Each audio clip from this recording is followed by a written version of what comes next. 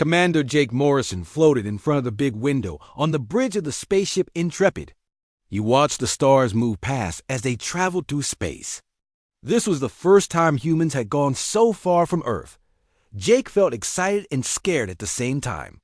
"Commander, we are getting close to the target system," said Tony Martinez from his seat at the communications panel. Tony was good at his job and always spoke clearly into his headset. Lisa Grant looked up from her engineering station. Her hands were covered in grease from fixing something earlier. "The engines are running great, Jake. We can go anywhere you want." Dr. Amy Parker sat at her medical station, reading reports on her tablet. She was the ship's doctor and always worried about keeping everyone healthy on long space trips. Jake nodded to his crew. They had been traveling for 6 months to reach this part of space. Earth scientists thought they might find other intelligent life out here. Jake hoped they were right, but he also hoped any aliens they met would be friendly. "Sir, I'm picking up something big on the sensors," Tony said, his voice getting high with excitement. "Really big. It looks like ships, lots of them." Jake moved to look at Tony's screen. The display showed dozens of dots, all much larger than the Intrepid. "How big are we talking about?"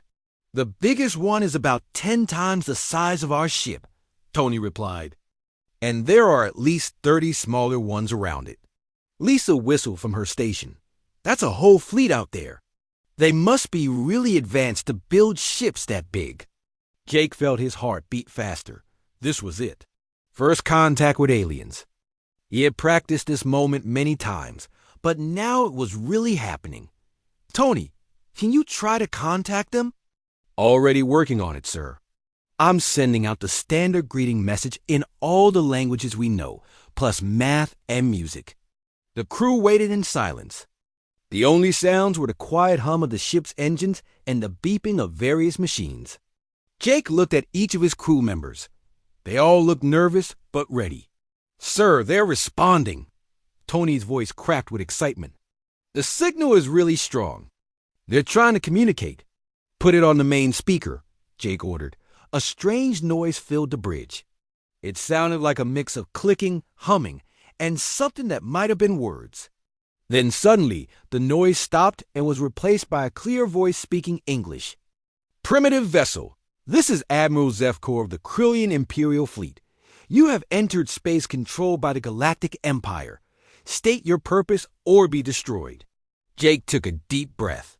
This was the moment that would decide humanity's future. He had memorized the speech he was supposed to give. "This is Commander Jake Morrison of the Earthship Intrepid. We come in peace and hope to establish friendly relations with your people." There was a long pause. Then the alien voice came back, but it sounded confused and angry. You come for our bathrooms?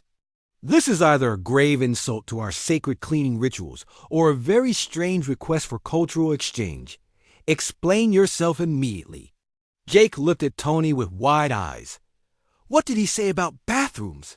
Tony was frantically pushing buttons on his communication panel. "I don't know, sir. I sent exactly what you said." Something must be wrong with their translator. Lisa had moved from her station and was looking at a small device that was sparking and making weird noises. "Hey guys, I think this thing is broken." She picked up her wrench and gave the device a solid whack. The sparking stopped and the device started humming normally. "Primitive vessel," came the alien voice again, but this time it sounded amazed instead of angry. "How did you repair our quantum linguistic processor so quickly? Our engineers have been trying to fix that malfunction for 3 months." Lisa looked confused. "I just hit it. Sometimes things work better after you hit them." Jake could hear excited talking in the background of the alien transmission. It sounded like many voices all talking at once in their clicking language. "Commander Morrison," the alien admiral said, and his voice had changed completely.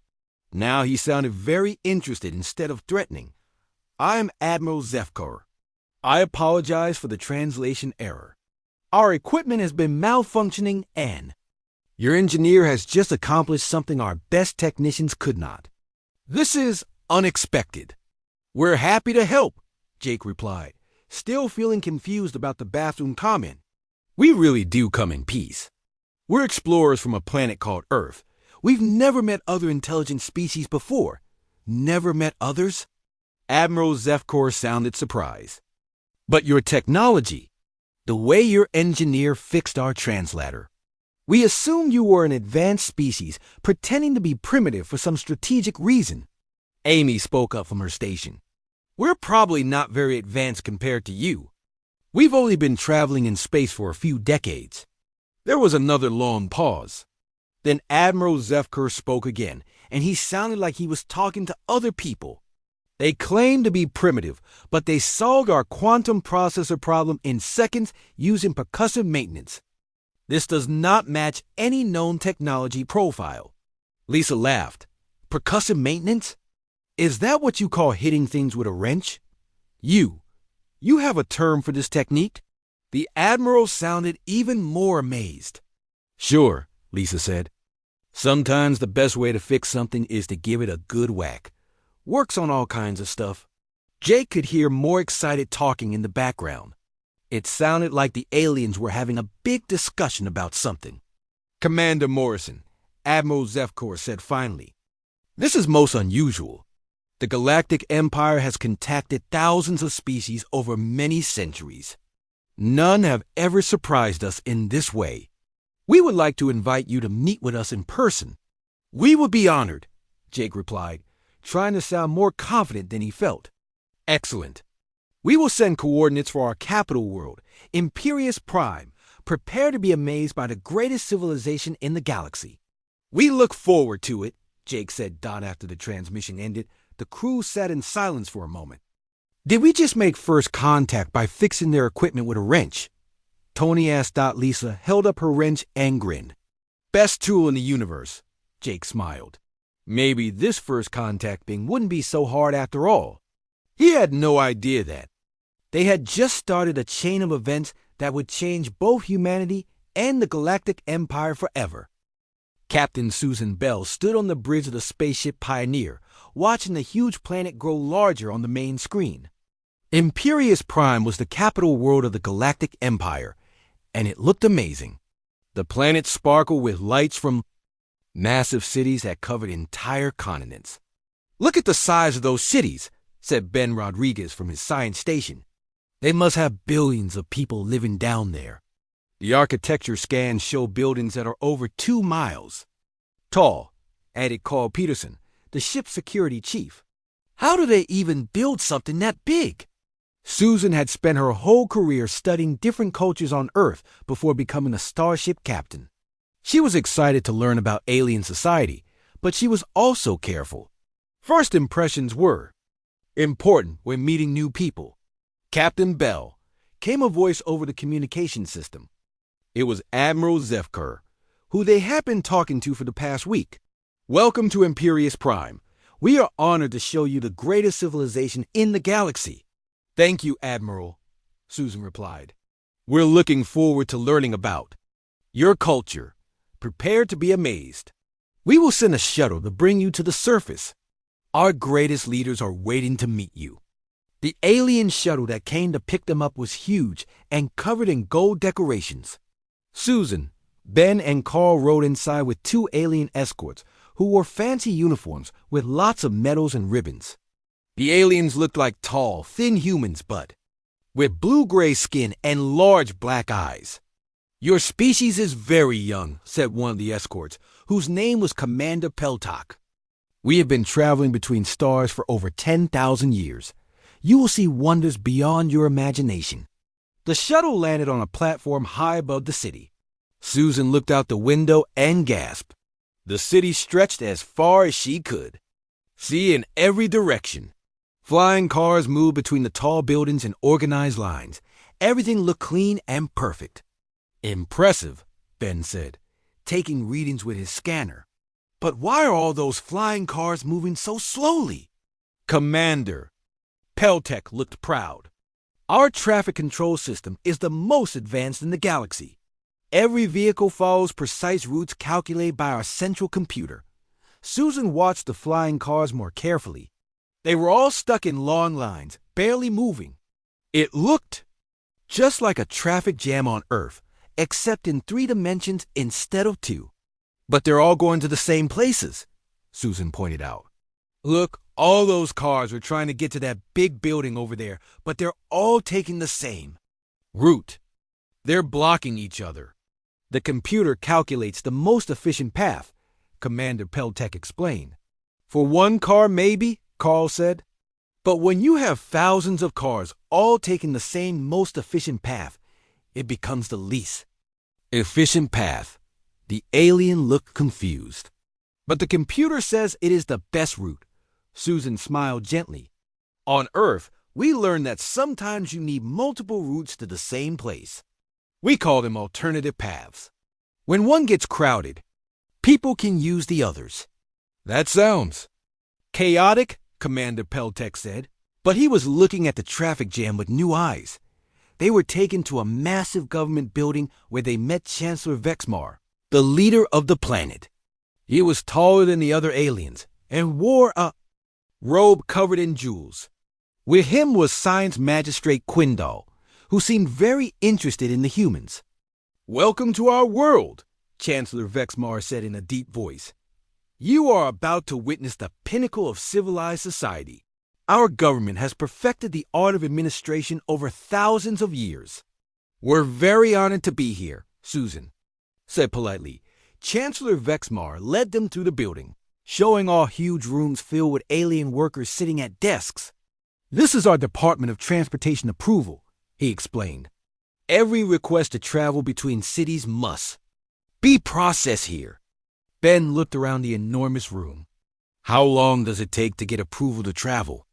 "Only 6 to 8 weeks for standard requests," the Chancellor said proudly. "Much faster than the old system, which took 3 months. Carl whistled. 3 months just to travel between cities? On Earth, people just get in their cars and drive wherever they want." Science Magistrate Quindal looked shocked. "Without approval? Without filing the proper forms. How do you prevent chaos?" "Most people are pretty good at deciding where they need to go," Susan explained. "We don't need permission for basic travel. But what about traffic management, resource allocation, security protocols?" Chancellor Vexmar sounded worried. "Just thinking about it, traffic lights work pretty well," Ben said. "And people generally don't cause trouble when they travel." The aliens looked at each other with concern. This was clearly a new idea for them. They were shown to the Department of Food Distribution next. Here, thousands more workers processed requests for different types of food. Citizens had to fill out forms explaining why they wanted specific foods and wait for approval. "I wanted to try some Earth fruit yesterday," Commander Peltek mentioned. "But my application is still being reviewed by the Exotic Food Committee." Susan tried not to laugh. "On Earth, if someone wants an apple, they just go to a store and buy an apple." "Without forms?" Science Magistrate Quindal asked. "Without forms," Susan confirmed. "But how do you ensure proper nutrition? How do you prevent hoarding? How do you maintain inventory records?" "Store owners keep track of what they sell," Carl explained. "And people usually buy what they need. It works out pretty well." The tour continued through dozens of departments. There was a department of window opening, which controlled when people could open their windows. There was a department of color selection, which decided what colors people could paint their houses. There was even a department of pet naming, which approved the names people wanted to give their pets. "This is amazing," Ben whispered to Susan. "They have a whole government department for everything." "It's very thorough," Susan whispered back. "But I'm starting to understand why their traffic moves so slowly." At the end of the tour, Chancellor Vexmar asked what the humans thought of their perfect society. "It's very impressive," Susan said diplomatically. "You've clearly put a lot of thought into organization. But can I ask a question?" Ben said. "What happens if someone needs to do something quickly? Like if there's an emergency?" "We have emergency procedures," Science Magistrate Quindal explained. "First, they must file an emergency request form. Then it goes to the Emergency Review Board, who meets once a week to evaluate urgent matters." "Once a week?" Carl asked. What if the emergency can't wait a week? Then they file an urgent emergency request form, which is reviewed within 3 days. The humans looked at each other. On Earth, emergency services responded in minutes, not days. How do you handle things like fires or medical emergencies? Susan asked. The same process, Chancellor Vexmar said. Though we do have an express. Emergency form for life-threatening situations. Those are reviewed within 24 hours. Susan realized that this incredibly advanced civilization had made simple things complicated. They had so many rules and procedures that they couldn't respond quickly to anything. It was like they had forgotten how to make basic decisions without asking permission first. Your system is very organized, she said carefully. But on Earth, we find that sometimes the best solution is the simplest one. Chancellor Vexmar and Science Magistrate Quindall looked at each other. They had never considered that their perfect system might not actually be perfect. As the humans were taken to their guest quarters, Susan wondered what other surprises awaited them in this galaxy, where everything was complicated. Chief Engineer Pete Thompson wiped the sweat from his forehead as he walked through the biggest space station he had ever seen. The alien shipyard was enormous, with thousands of workers building massive spaceships that made Earth's vessels look like toys. Pete had brought his best people with him on the industrial ship Endeavor. Sally Brooks was his top mechanic, and Rick Johnson knew more about computer systems than anyone Pete had ever met. This place is incredible, Sally said, looking up at a half-built warship that was easily a mile long. Look at all the fancy equipment they're using. Rick was studying a control panel covered in lights and displays. Their computers are amazing. Each one has more processing power than our entire ship. Engineer Prime Tovak, their alien guide, puffed up with pride.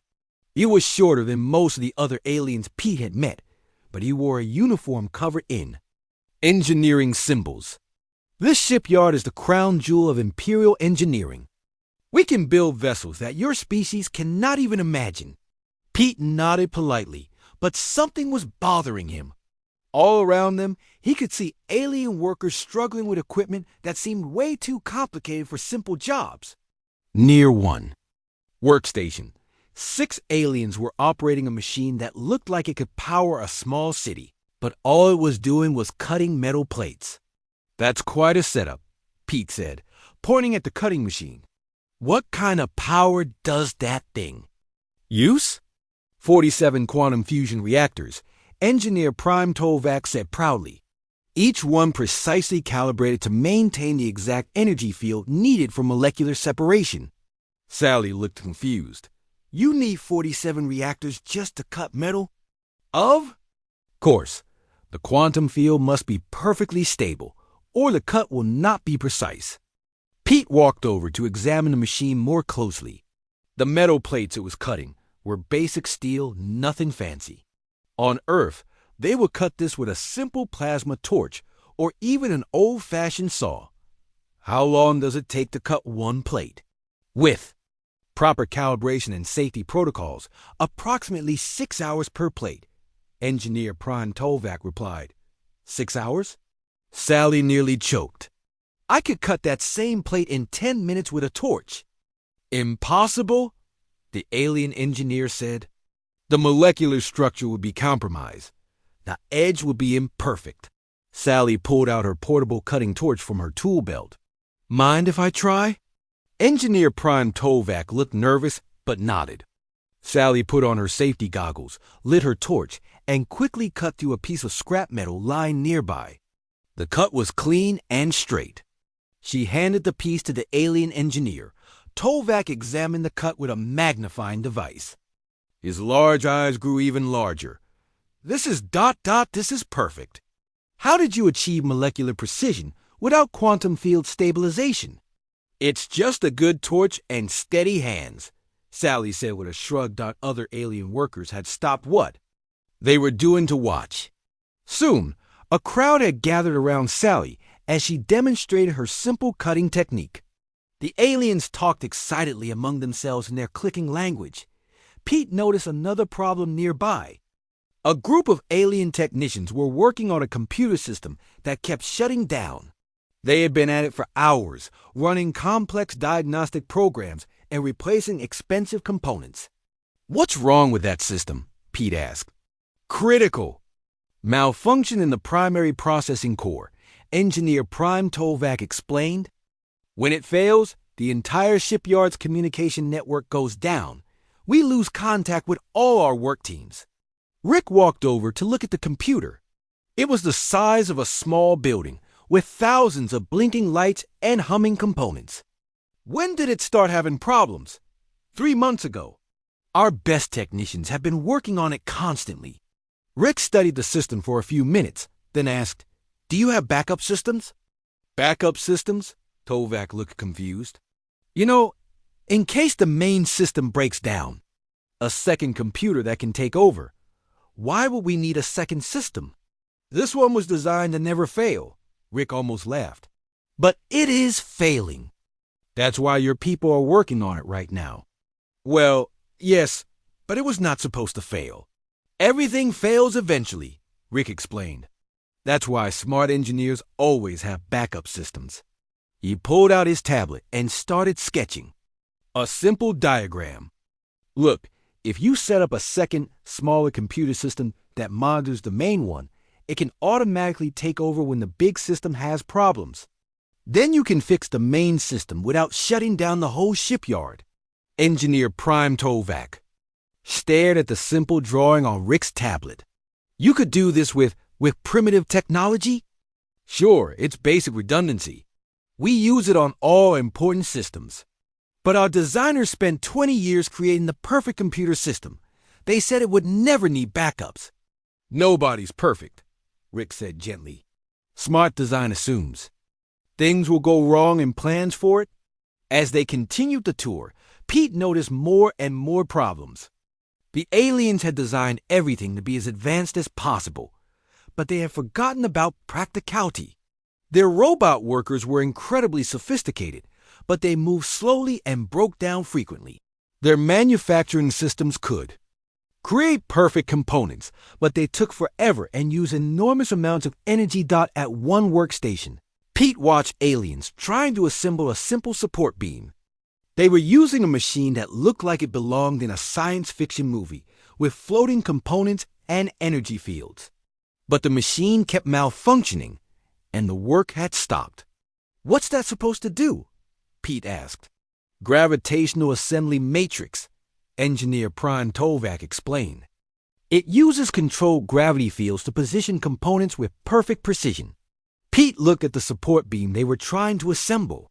It was just a basic metal framework, like the kind used in construction all over Earth. "You know, you could probably just bolt those pieces together." "Bolt them?" Tovak sounded horrified. "That would be crude and imprecise." Sally had been listening. She walked over to the work area and looked at the metal pieces. "Actually, bolts would be stronger than whatever that gravity thing is doing. And if something breaks, you can just unbolt it and fix it. But bolts are so primitive." "Primitive, maybe, but they work," Pete said. "Sometimes the simplest solution is the best solution." Engineer Prime Tovak was starting to look upset. "But we are the most advanced species in the galaxy.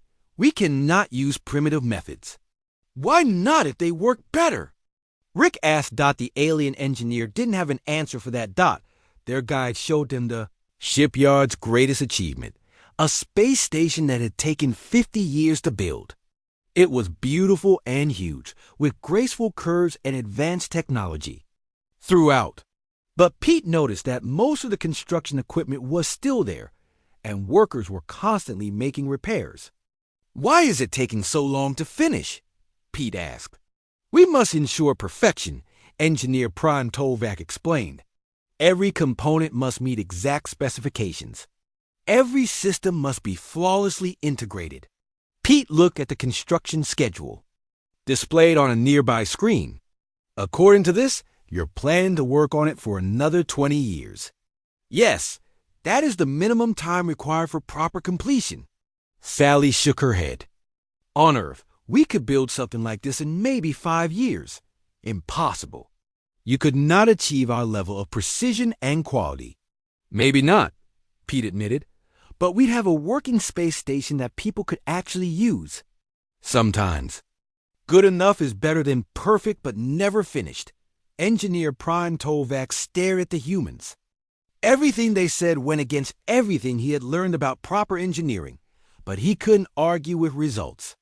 The humans have fixed problems in minutes that his people had struggled with for months.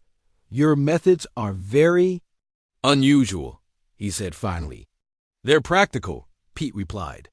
Good engineering isn't about using the most advanced technology. It's about solving problems in the simplest, most reliable way possible. As they prepared to leave the shipyard, Pete felt sorry for the alien engineers. They were clearly very smart, but they had made everything so complicated that nothing worked properly. They had forgotten that the best engineering solutions were usually the simplest ones. Engineer Prime Tovak walked with them to their shuttle, deep in thought. Perhaps, he said quietly, we have been thinking about engineering in the wrong way. Pete smiled. Maybe you just need to remember that sometimes the old ways work best.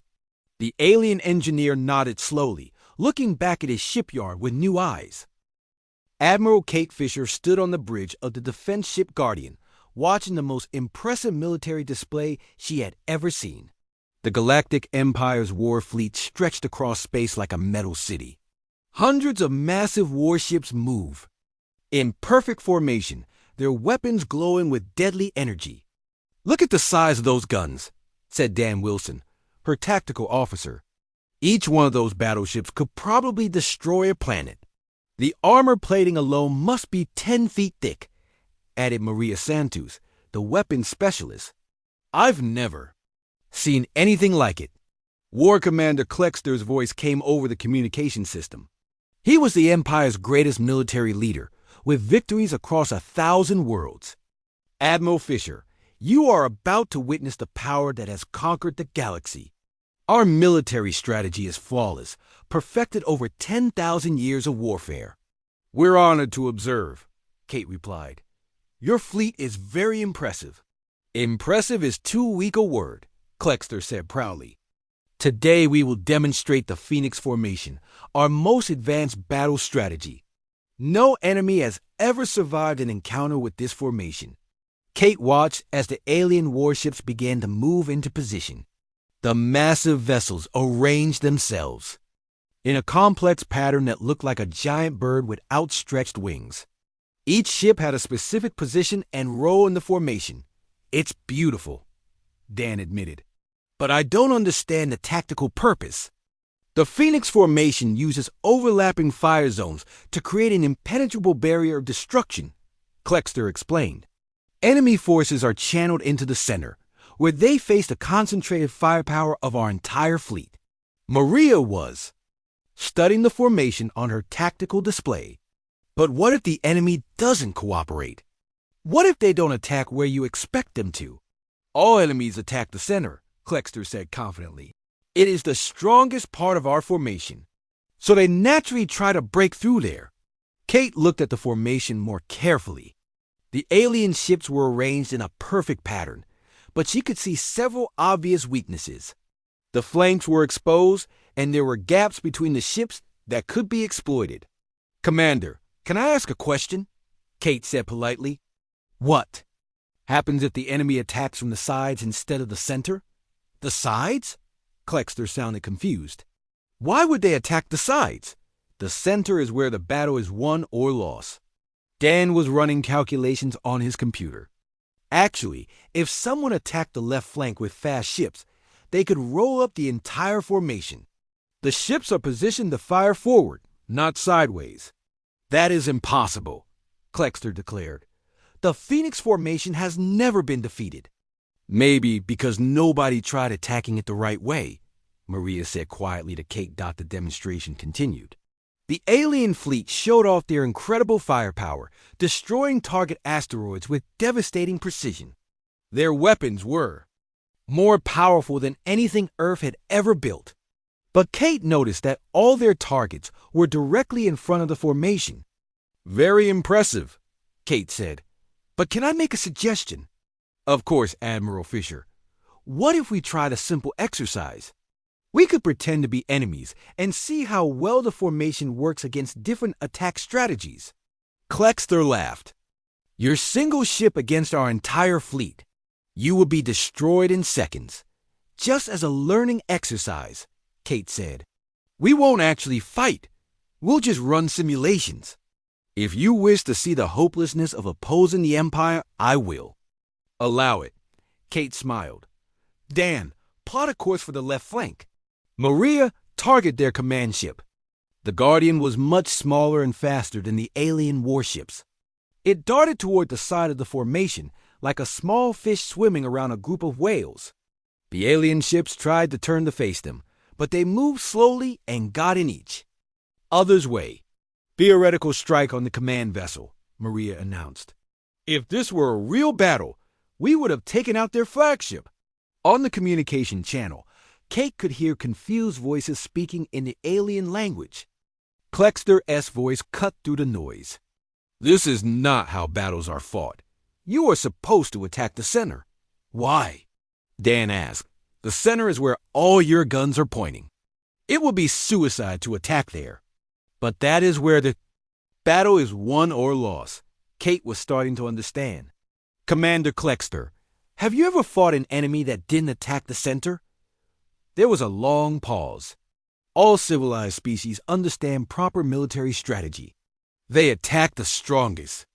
Point to prove their courage. But what if they don't care about proving courage? What if they just want to win? Another pause. That would be ... dishonorable. Kate looked at Dan and Maria. The aliens had turned warfare into a ritual instead of a practical contest. They expected their enemies to follow the same rules they did, like a formal dance instead of a real fight. "Let's try another exercise," Kate suggested. "What if we attack from multiple directions at once?" "That is not possible," Klexter said. "The Phoenix formation is designed to face a single enemy force. But what if there were two enemy forces?" "There are never two forces. That would be chaos." Kate realized that the Empire's military was like everything else she had seen. They had made war so formal and complicated that they had forgotten the basic goal was to win. Their strategies were perfect for fighting other Empire forces that followed the same rules, but useless against anyone who thought differently. The exercise continued, and the humans kept finding weaknesses in the alien formation when they attacked. From above, the alien ships couldn't angle their guns high enough. When they attacked from below, the same problem happened. When they used hit-and-run tactics, the slow alien ships couldn't keep up. "This is not proper warfare," Klexter protested. "You are not following established military doctrine." "We're trying to win," Kate explained. "That's the point of warfare, isn't it? The point of warfare is to demonstrate superior strategy and firepower in honorable combat." Dan shook his head. "The point of warfare is to protect your people and defeat your enemies. Honor is nice, but winning is better." As the exercise continued, Kate noticed something troubling. The alien ships were following their battle plans. Exactly, even when those plans clearly weren't working. When the Guardian attacked from an unexpected angle, the alien ships kept trying to reform their Phoenix formation instead of adapting to the new threat. "Commander, why don't your ships change their strategy when the original plan isn't working?" Kate asked. "Change strategy? That would be improvisation. Our battle plans are calculated by the finest military computers in the galaxy. They cannot be improved upon." "But what if the enemy does something your computers didn't expect? That is impossible. Our computers have analyzed every possible military scenario." Maria was watching the alien fleet on her tactical display. There. Completely predictable. Every ship follows the same pattern. Every formation moves the same way. "It's like fighting a computer program," Kate nodded. That was exactly what they were doing. The Empire's military had become so dependent on their advanced computers and formal strategies that they had forgotten how to think for themselves. During a break in the exercises, Kate spoke privately with Dan and Maria. "I'm starting to understand why the Empire has been so successful. They probably fight other species that use similar formal strategies. But if they ever meet an enemy that fights dirty and doesn't follow the rules, they'd be in serious trouble," Dan finished. "Their whole military doctrine is based on the assumption that everyone fights the same way they do. It's like they've turned war into a chess game," Maria added. "Beautiful and complex, but useless if your opponent doesn't play chess." When the exercises ended, War Commander Klexter was unusually quiet. His fleet had been theoretically destroyed multiple times by a single small ship using tactics that the Empire's military computers had never considered. "Your fighting style is very irregular," he said finally. "We fight to win," Kate replied. "Sometimes that means breaking the rules. But without rules, warfare becomes chaos. Sometimes chaos is better than losing." Klexter was silent for a long time. Kate could almost see him thinking, trying to process the idea that 10,000 years of military tradition might be wrong. "Admiral Fisher," he said eventually, "I must ask you something in private. If the Empire ever faced a real enemy that fought like you do, what would happen?" Kate considered her answer carefully. "Commander, your ships are incredible and your weapons are powerful. But your strategies are so formal that any enemy who doesn't follow your rules would have a huge advantage. Even against our superior technology? Technology doesn't win wars by itself. People win wars, and people are unpredictable." War! Commander Klexter was quiet for the rest of the day, staring out at his mighty fleet with new eyes. Dr. Richard Hayes stepped off the shuttle onto the planet Scientifica, home to the Galactic Empire's greatest research institutes. The entire planet was dedicated to science, with massive laboratories and universities covering the surface. Dr. Nancy Brooks, a biologist, and Dr. Steve Martinez, a physicist, walked beside him as their alien guide led them toward the main research complex. "Welcome to the pinnacle of galactic scientific achievement," said High Researcher Veltar, a tall alien with pale green skin and 4 arms. "Here, we have unlocked the secrets of the universe through 10,000 years of advanced research." "It's incredible," Nancy said, looking at the enormous buildings that stretched as far as she could see. "How many scientists work here?" "Over 1 million researchers across all disciplines," Veltar replied proudly. "We have solved problems that lesser species cannot even comprehend." Steve was scanning the buildings with his tablet. "The energy readings are amazing. You must have some serious equipment in there." "The most advanced scientific instruments in the galaxy," Veltar confirmed. "Our quantum resonance analyzers can detect particles that exist for only trillions of a second." Richard nodded politely, but he was curious about their research methods. "What kind of experiments are you currently running?" "We are studying the behavior of microscopic organisms from 17 different worlds," Veltar explained as they entered the biology wing. "Our sensors can analyze their molecular structure without any physical contact." Nancy perked up with interest. "That sounds fascinating. Can we see some of the organisms?" "Of course. Our viewing chamber allows you to observe the sensor readings in real time." They were led to a room filled with massive screens showing complex data streams. Hundreds of alien scientists sat at workstations, analyzing numbers and graphs. But Nancy noticed something odd. "Where are the actual organisms?" she asked. "The specimens are kept in isolation chambers," Veltar explained. "We observe them only through sensors to avoid contamination." "But how do you know the sensors are giving you accurate information?" "Our instruments are perfectly calibrated. They cannot be wrong." Nancy looked confused. "But don't you ever want to just look at the organisms directly? You know, with your eyes?" The alien scientists in the room stopped working and stared at Nancy. Veltar looked shocked. "Direct observation?" That will contaminate the specimens and ruin the experimental conditions. Not if you're careful, Nancy said. On Earth, we look at microscopic life through microscopes all the time. That's how we discovered most of what we know about biology. Primitive direct observation methods, one of the alien scientists muttered. Can I try something? Nancy asked. Do you have a simple microscope? Veltar looked embarrassed. We disposed of such crude instruments centuries ago when we developed sensor technology. Nancy pulled a small portable microscope from her equipment bag. This is just a basic optical microscope. Nothing fancy. Can I look at one of your specimens? The alien scientists gathered around as Nancy set up her simple device. Veltar reluctantly provided a sample of one of their research organisms. Nancy placed it under the microscope and adjusted the focus. Oh, wow, she said, looking through the eyepiece. Steve, Richard, you have to see this. Richard looked through the microscope and gasped.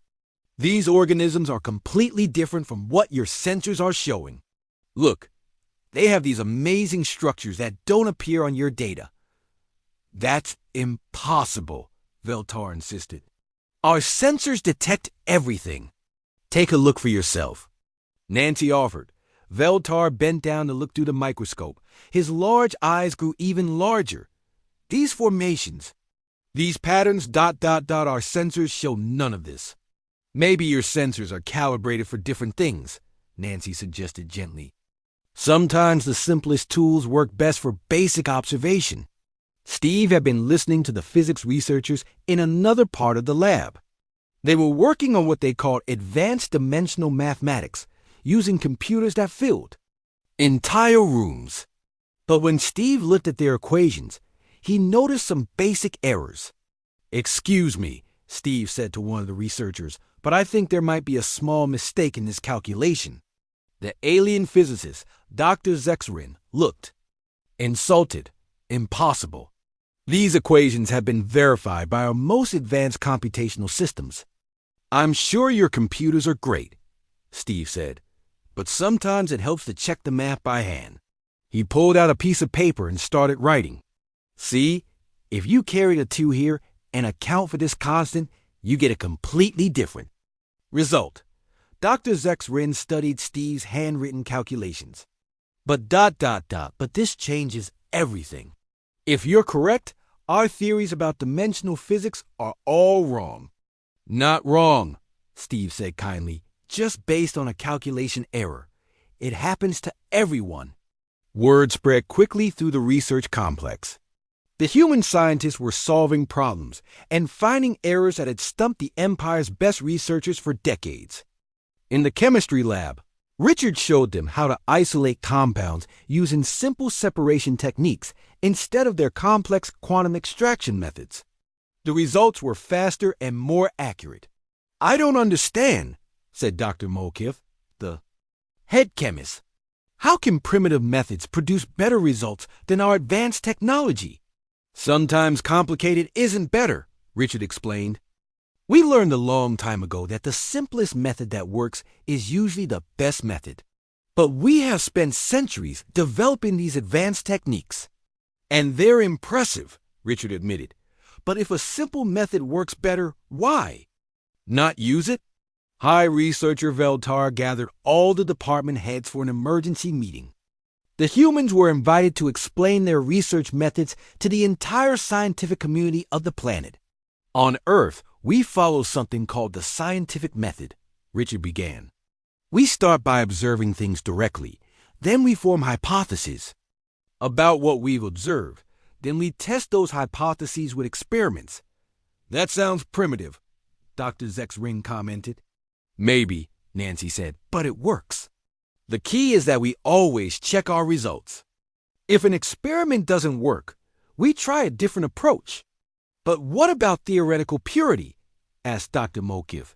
What about maintaining perfect experimental conditions? Perfect conditions don't exist in the real world, Steve pointed out. We design our experiments to work under normal conditions because that's where we'll actually use the results. Veltar was struggling to understand. But our research methods have been perfected over thousands of years. How can your simple techniques be better? Because you've made science too complicated, Richard said gently.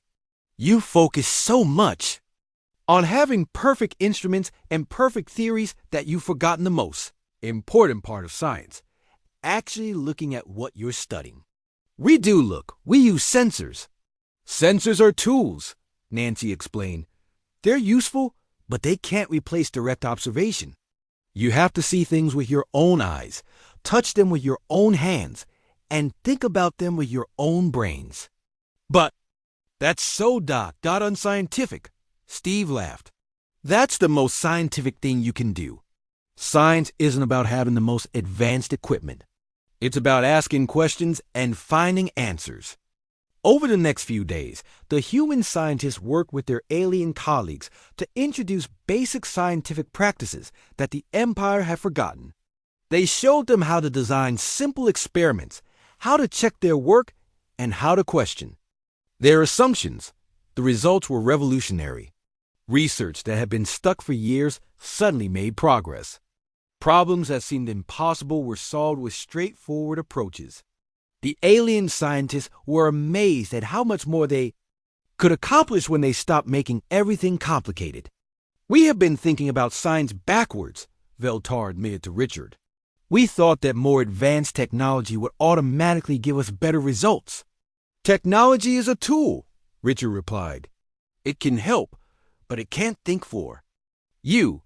Good science comes from good thinking, not good equipment. And good thinking means starting simple and building up complexity only when you need it, Nancy added. Not the other way around. Steve finished. High researcher Veltar looked out at his research complex with new eyes. Tomorrow, he would order the production of simple microscopes, basic calculators, and elementary laboratory equipment. The most advanced scientific civilization in the galaxy was about to rediscover the joy of simple, direct observation. Perhaps, he said to his human guests, we have forgotten that the best science starts with the most basic question. What happens if we just look and see? The human smiled. Sometimes the most profound discoveries came from the simplest ideas. Fleet Admiral John Clark stood in the Grand Council chamber on Imperius Prime, surrounded by the most powerful leaders in the galaxy. The massive room was filled with representatives from thousands of worlds, all gathered for the most important diplomatic meeting in galactic history. Ambassador Ellen Rodriguez sat at his right, while Cultural Liaison Officer Mike Thompson reviewed his notes one final time. Emperor Zarkith entered the chamber, and everyone fell silent. He was the most powerful being in the galaxy, ruler of an empire that spanned millions of worlds. His golden robe swept the floor as he walked to the center of the room. But today, the mighty emperor looked tired and confused. Admiral Clark, Emperor Zarkith began, his voice echoing through the chamber. In the past months, your species has visited our worlds and met our people. What you have shown us has troubled us greatly. John stood up respectfully. Your Majesty, we never intended to cause any trouble. We only wanted to learn about your civilization. And learn you have, the Emperor replied. But in teaching us about yourselves, you have shown us things about ourselves that we have forgotten. Chancellor Vexmar stepped forward, looking embarrassed. Your people have pointed out inefficiencies in our government that we never noticed. Simple solutions to problems we thought were complex. Admiral Zefker nodded in agreement. Your military tactics have exposed weaknesses in strategies we considered perfect. You have shown us that our formal approach to warfare has made us predictable and vulnerable. Engineer Pran Tovak spoke next, his voice filled with wonder. Your engineers have solved problems in minutes that our best minds struggled with. For months, you have reminded us that simple solutions are often the best solutions. War Commander Klexter looked directly at John. Your Admiral Fisher showed my fleet that real warfare is about winning, not following rules. We had turned battle into a dance and forgotten its true purpose. High Researcher Veltar was the last to speak. Your scientists have revolutionized Our research by teaching us to observe directly instead of relying only on instruments. They have shown us that good science comes from good thinking, not just good equipment. Emperor Zarkith raised his hand for silence. Admiral Clark, we have ruled this galaxy for 10,000 years. We have conquered countless worlds and absorbed hundreds of species. We believed ourselves to be the pinnacle of civilization. Your achievements are incredible, John replied diplomatically. Your technology is far beyond anything we have on Earth. Our technology, yes, the Emperor said sadly. But technology without wisdom is useless. We have become so focused on being advanced that we forgot how to be practical. Ambassador Ellen Rodriguez stood up. Your Majesty, every civilization faces this challenge. Success can sometimes make us forget the simple truths that made us successful in the first place. But how did you humans avoid this trap? Chancellor Vexmar asked. How did you maintain your practical thinking? Mike Thompson smiled. Maybe because we're still young as a spacefaring species. We haven't had time to overcomplicate things yet. We're still using the basic approaches that work. Or maybe, John added, it's because we've always had to solve problems with limited resources. When you don't have unlimited technology, you learn to find simple solutions. Science Magistrate Quindo spoke up from the audience. We have unlimited resources, unlimited technology, unlimited time. Perhaps that has made us lazy in our thinking. Not lazy, Ellen corrected gently. Just complicated. When you have amazing tools, it's tempting to use them for everything, even when a simple solution would work better. Emperor Zarkith walked slowly around the chamber, deep in thought. We have created a civilization so advanced that it has forgotten how to function efficiently. Our bureaucracy requires forms for everything because we can afford the time to process them. Our military follows rigid strategies because our technology makes us feel invincible. Our engineers over-design everything because we have the resources to build anything. Our scientists rely on instruments because we have forgotten the value of direct observation. There's nothing wrong with advanced technology, John said. The problem comes when you let the technology think for you instead of using it as a tool to help you think better. Admiral Zefkor nodded. We stopped making decisions and started following procedures. We stopped adapting and started following protocols. We stopped being creative and started being complicated, Engineer Prime Tolvac added. We stopped asking, does this work? And started asking, is this advanced enough? High Researcher Veltar concluded. Emperor Zarkith returned to his throne and sat down heavily. Admiral Clark, I must ask you something important. Your species is young and your technology is limited compared to ours. But your thinking is clear and your solutions are effective. We need that clarity. What are you asking, Your Majesty? We offer humanity full membership in the Galactic Empire with equal status to any member species. But more than that, we ask you to help us remember how to think simply and act practically. The chamber erupted in surprised voices as representatives from across the galaxy discussed this unprecedented offer. John looked at Ellen and Mike, both of whom nodded encouragingly.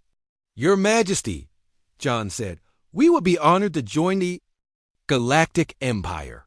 And we'd be happy to share what we know, just as we hope to learn from you. But I must warn you, Ellen added with a smile, human solutions aren't always pretty or elegant. We tend to focus on what works rather than what looks impressive. Emperor Zarkith actually laughed.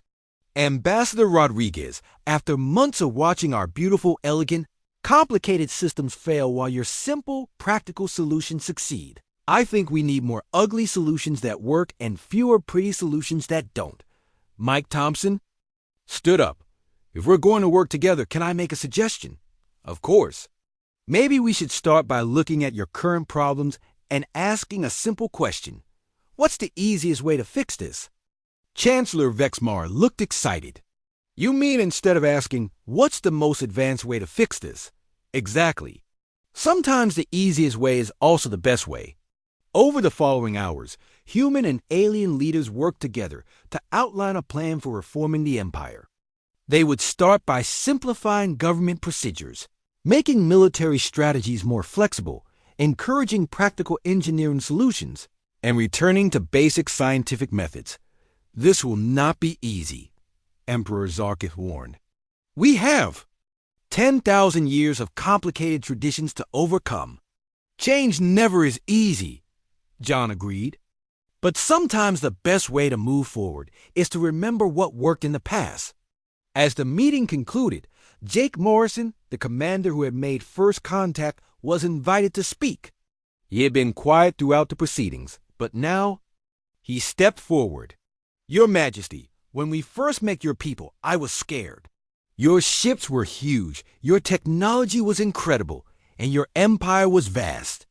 But then we started talking, and I realized something important. What was that, Commander? It doesn't matter how big your ships are or how advanced your technology is. What matters is whether you can solve problems and help people. And that's something any species can do, no matter how young or old they are. Jake paused and looked around the chamber. The Galactic Empire isn't great because it's big or because it's old. It's great because it brought different species together to work toward common goals. Now maybe we can help each other remember that the best solutions are usually the simplest ones. Emperor Zarkis stood up and began to applaud. Soon the entire chamber was filled with the sound of hundreds of species showing their approval. Commander Morrison, the Emperor said, you have given us the greatest gift one civilization can give another, perspective. You have helped us see ourselves clearly, and you've given us the chance to be part of something bigger than ourselves. Jake replied, sometimes the best technology is a good idea and the willingness to try it. As the Great Council session ended, representatives from across the galaxy began planning the reformation of their civilization. The most advanced empire in galactic history was about to begin learning from its youngest members that sometimes the old ways really were the best ways. The humans had met the Galactic Empire and accidentally taught them the most important lesson of all. That wisdom isn't about having the most advanced solutions, but about having the courage to choose the simplest ones that actually work.